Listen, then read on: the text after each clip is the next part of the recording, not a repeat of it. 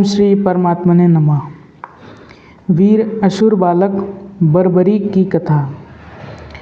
महावीर पांडुनंदन भीमसेन ने हिडिंबा राक्षसी से विवाह किया था। उससे घटोत्कच नामक अतुल पराक्रमी पुत्र उनके हुआ था।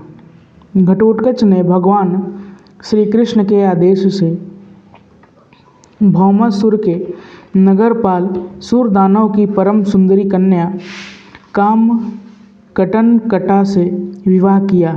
घटोत्कच को मुरकन्या से बर्बरीक नामक पुत्र की प्राप्ति हुई। राक्षसियाँ गर्भ धारण करते ही पुत्र प्रसव करती हैं और उनके बालक जन्मते ही युवक और बलवान हो जाते हैं। बालक बर्बरीक जन्म से ही विनयी, धर्मात्मा एवं वीर था। उसे साथ लेकर घटोत्कच द्वारका गया और वहाँ उसने भगवान श्री कृष्ण के चरणों में पुत्र के साथ प्रणाम किया।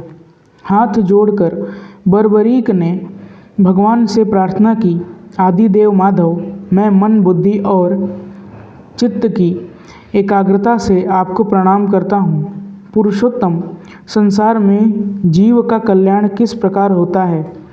कोई धर्म को कल्याणकारी बतलाते हैं, कोई दान को, कोई तप को, कोई धन को, कोई भोगों को तथा कोई मोक्ष को। प्रभु, इन सैकड़ों श्रेयों में से एक निश्चित श्रेय जो मेरे कुल के लिए हो, उसको आप मुझे उपदेश करें। भगवान ने कहा, बेटा, जो जिस कुल एवं वर्ण में उत्पन्न हुआ है, उसके कल्याण का साधन उसी के अनुरूप होता है। ब्राह्मण के लिए तप, इंद्रिय संयम तथा स्वाध्याय कल्याणकारी है। क्षत्रिय के लिए प्रथम बल साध्य है, क्योंकि बल के द्वारा दुष्टों का दमन एवं साधुओं का रक्षण करने से उसका कल्याण होता है।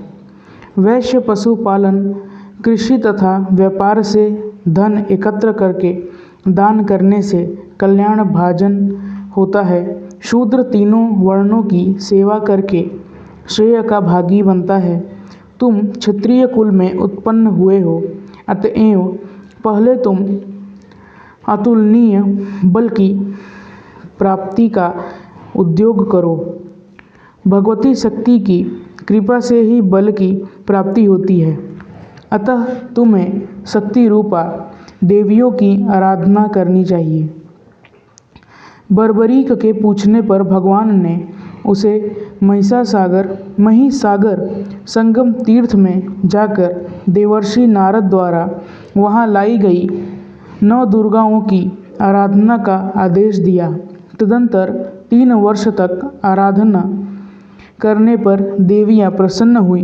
उन्होंने प्रत्यक्ष दर्शन देकर उसे तीनों लोकों में जो बल किसी में नहीं, ऐसा दुर्लभ अतुलनीय बल प्राप्त करने का वरदान दिया। वरदान देकर देवियों ने कहा, पुत्र, तुम कुछ समय तक यहीं निवास करोगे। यहाँ एक विजय नाम के ब्राह्मण आएंगे, उनके संग से तुम्हारा और अधिक कल्याण होगा। देवियों की आज्ञा मानकर बर्बरीक वहीं रहने लगा। कुछ दिन पीछे मगध देश के विजय नामक ब्राह्मण वहाँ आए। उन्होंने कुमारेश्वर आदि 7 शिवलिंगों का पूजन किया और विद्या की सफलता के लिए बहुत दिनों तक देवियों की आराधना की।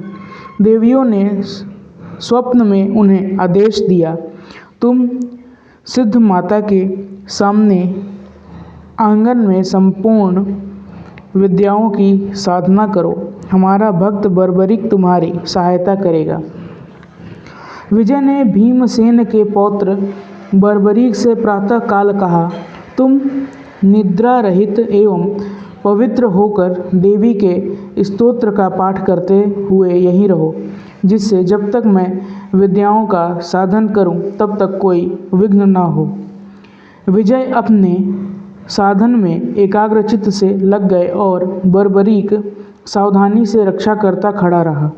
विजय की साधना में विघ्न करने वाले रेपलेंद्र नामक महादानव तथा द्रुहद्रुआ नाम की राक्षसी का सहज ही संहार किया। तदंतर पाताल में जाकर नागों को पीड़ा देने वाले पलासी नामक भयानक असुरों को रौंद कर यमलोक भेज दिया। उन असुरों के मारे जाने पर नागों के राजा वासुकी वहां आए। उन्होंने बर्बरीक की प्रशंसा की और प्रसन्न होकर उनसे वरदान मांगने को कहा। बर्बरीक ने वरदान में केवल यह मांगा, विजय निर्विघ्न साधन करके प्रसिद्ध प्राप्त करें। पाताल से निकलते समय परम सुंदरी नाग कन्याओं ने बर्बरीक के रूप एवं पराक्रम पर मुग्ध होकर उनसे प्रार्थना की कि वे उन सब से विवाह कर लें, किंतु जितेंद्रिय बर्बरीक ने उनकी प्रार्थना स्वीकार नहीं की। उन्होंने सदा ब्रह्मचारी रहने का व्रत ले रखा था। जब पाताल से बर्बरीक लौटे तब विजय ने उनको हृदय से लगा लिया। उन सिद्ध पुरुष ने कहा, वीरेंद्र, मैंने तुम्हारी कृपा से ही सिद्धि प्राप्त की है। मेरे हवन कुंड में सिंदूर के रंग की परम पवित्र भस्म है, उसे तुम हाथ में भर कर ले लो। युद्ध भूमि में इसे छोड़ देने पर साक्षात मृत्यु भी शत्रु बनकर आ जाए तो उसे भी मरना पड़ेगा। इस प्रकार तुम शत्रुओं पर सरलता से विजय प्राप्त कर सकोगे। बर्बरीक ने कहा, उत्तम पुरुष वही है जो निष्काम भाव से किसी का उपकार करता है। जो किसी वस्तु की इच्छा रखकर उपकार करता है, उसकी सज्जनता में भला क्या गुण है। यह भस्म आप किसी दूसरे को दे दें, मैं तो आपको सफल एवं प्रसन्न देखकर ही प्रसन्न हूँ। विजय की देवताओं ने सिंधैश्वर्य प्रदान किया। उनका नाम सिद्धसेन हो गया। उनके वहाँ से चले जाने के कुछ काल बीत जाने पर पांडव लोग जुए में हार कर वनों एवं तीर्थों में घूमते हुए उस तीर्थ में पहुँचे। पांचों पांडव और द्रौपदी बहुत थके थे। चंडिका देवी का दर्शन करके वे वहाँ बैठ गए। बर्बरीक भी वहीं थे, किंतु न तो पांडवों ने बर्बरीक को देखा था और न बर्बरीक ने पांडवों को कभी दर्शन किए थे, अतः वे एक दूसरे को पहचान न सके। प्यास से पीड़ित भीमसेन वहाँ कुंड में जल पीने उतरने लगे तो युधिष्ठिर ने उनसे कहा, पहले जल लेकर कुंड से दूर हाथ पैर धो लो, तब जल पीना। लेकिन भीमसेन प्यासे व्याकुल हो रहे थे। युधिष्ठिर की बात बिना सुने ही वे जल में उतर गए और वहीं हाथ पैर धोने लगे। उन्हें ऐसा करते देख बर्बरीक ने डांट कर कहा, तुम देवी के कुंड में हाथ पैर धोकर उसे दूषित कर रहे हो। मैं सदा इसी जल से देवी को स्नान कराता हूँ। जब तुमने इतना भी विचार नहीं, तब फिर व्यर्थ क्यों तीर्थों में घूमते हो। भीमसेन ने भी गरज करके बर्बरीक को डांटा और जल स्नान के ही लिए है, तीर्थ में स्नान करने की आज्ञा है आदि कहकर अपने कार्य का समर्थन किया। बर्बरीक ने बताया, जिनके जल बहते हैं ऐसे तीर्थों में ही भीतर जाकर स्नान करने की विधि है। कूप, सरोवर आदि से जल लेकर बाहर स्नान करना चाहिए, ऐसा शास्त्र का विधान है। जहाँ से भक्तजन देवताओं को स्नान कराने का जल न लेते हैं और जो सरोवर देवस्थान से 100 हाथ से अधिक दूर है, वहाँ पहले बार दोनों पैर धोकर जब जल में स्नान किया जाता है, जो जल में मल मूत्र विष्ठा कफ थूक और कुल्ला छोड़ते हैं, वे ब्रह्मा हत्यारे के समान हैं। जिसके हाथ पैर मन इंद्रियां अपने वश में हो, जो संयमी हो, वही तीर्थ का फल पाता है। मनुष्य पुण्य कर्म के द्वारा 2 घड़ी भी जीवित रहे तो उत्तम है, पर लोक विरोधी पाप कर्म करके कल्प प्रयत्न की भी आयु मिलती हो तो उसे स्वीकार न करें। इसलिए तुम झटपट बाहर आ जाओ। बर्बरीक की शास्त्र सम्मत बात पर जब भीमसेन ने ध्यान नहीं दिया, तब बर्बरीक ने इकट्ठे टुकड़े भीमसेन के मस्तक पर लक्ष्य बनाकर मारने प्रारंभ किए। आघात को बचाकर भीम बाहर निकल आए और बर्बरीक से भिड़ गए। दोनों ही महाबली थे, अतः दोनों जमकर मल्लयुद्ध करने लगे। 2 घड़ी में भीमसेन दुर्बल पड़ने लगे। बर्बरीक उन्हें सिर से ऊपर उठाकर समुद्र में फेंकने के लिए चल पड़ा। समुद्र के किनारे पहुँचने पर आकाश में स्थित होकर भगवान शंकर ने कहा, राक्षस श्रेष्ठ, इन्हें छोड़ दो। ये भरत कुल के रत्न तुम्हारे पितामह पांडुनंदन भीमसेन हैं। ये तुम्हारे द्वारा सम्मानित होने योग्य हैं। बर्बरीक ने जो यह बात सुनी तो वह भीमसेन को छोड़कर उनके चरणों पर गिर पड़ा। वह अपने को धिक्कारने लगा, फूट फूट कर रोने और क्षमा मांगने लगा। उसे अत्यंत व्याकुल होते हुए देख भीमसेन ने छाती से लगा लिया। उसे समझाया, बेटा तुम्हारा कोई दोष नहीं है, भूल हमसे ही हो रही थी। कुमार्ग पर चलने वाला कोई भी हो, क्षत्रिय को उसे दंड देना ही चाहिए। मैं बहुत प्रसन्न हूँ, मेरे पूर्वज धन्य हैं कि जिनके कुल में तुम्हारे जैसा धर्मात्मा पुत्र उत्पन्न हुआ है।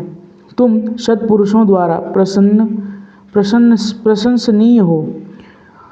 तुम्हें शोक नहीं करना चाहिए। बर्बरीक का इससे शोक नहीं मिटा। वह कहने लगा, पितामह, मैं प्रशंसा के योग्य नहीं हूँ। सब पापों का प्रायश्चित है, परंतु जो पिता माता का भक्त नहीं, उसका उद्धार नहीं होता। जिस शरीर से मैंने अपने पूज्य पितामह का अपराध किया है, उसे आज महिसागर संगम में त्याग दूंगा, जिससे दूसरे जन्मों में मुझसे ऐसा अपराध न हो। वह समुद्र के किनारे पहुंचा और कूदने को उद्यत हो गया। उस समय वहाँ सिद्धांबिका तथा चारों दिशाओं की देवियाँ भगवान रुद्र के साथ आईं। उन्होंने बर्बरीक को आत्महत्या करने से समझाकर रोका। उनके रोकने पर उदास मन से वह लौट आया।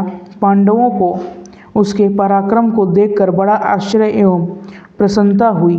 बर्बरीक का उन्होंने सम्मान किया। जब पांडवों के वनवास की अवधि समाप्त हो गई और दुरात्मा दुर्योधन ने उनका राज्य लौटाना स्वीकार नहीं किया, तब कुरुक्षेत्र के मैदान में महाभारत युद्ध की तैयारी होने लगी। युद्ध के प्रारंभ में महाराज युधिष्ठिर ने अर्जुन से अपने पक्ष के महारथियों की शक्ति के विषय में प्रश्न किया। अर्जुन ने सबके पराक्रम की प्रशंसा करके अंत में बताया कि मैं अकेला ही कौरव सेना को एक दिन में नष्ट करने में समर्थ हूँ। इस बात को सुनकर बर्बरीक से नहीं रहा गया। उसने कहा, मेरे पास ऐसे दिव्य अस्त्र शस्त्र एवं पदार्थ हैं कि मैं एक मुहूर्त में ही सारी कौरव सेना को यमलोक भेज सकता हूँ। भगवान श्री कृष्ण ने बर्बरीक की बात का समर्थन किया और फिर कहा, बेटा तुम भीष्म, द्रोण आदि से रक्षित कौरव सेना को एक मुहूर्त में कैसे मार सकते हो। भगवान की बात सुनकर अतुल बली बर्बरीक ने अपना भयंकर धनुष चढ़ा लिया और उस पर एक बाण रखा। उस कोले बाण को लाल रंग से भरकर कान तक खींचकर उसने छोड़ दिया। उसके बाण से उसी उड़ी भस्म दोनों सेनाओं के सैनिकों के मर्म स्थल पर जाकर गिरी। केवल पांडवों, कृपाचार्य और अश्वत्थामा के शरीर पर वह नहीं पड़ी। बर्बरीक ने इतना करके कहा, आप लोगों ने देख लिया कि मैंने इस क्रिया से मरने वाले वीरों के समर्थन का निरीक्षण किया है। अब देवी के दिए तीक्ष्ण बाण उनके उन मर्म स्थानों में मारकर उन्हें सुला दूंगा। आप लोगों को अपने धर्म की शपथ है, कोई शस्त्र न उठावें। मैं 2 घड़ी में ही सब शत्रुओं को मारे देता हूँ।